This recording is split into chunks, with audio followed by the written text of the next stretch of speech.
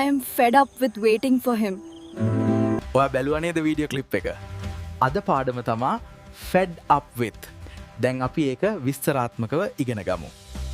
fed up with යම් කිසි දෙයක් එපා වෙලා තියෙන්නේ කියන අදහස ප්‍රකාශ කරන්න භාවිතා කරනවා. උදාහරණ විදිහට I am fed up with my job. මගේ රස්සාව මට එපා වෙලා තියෙන්නේ.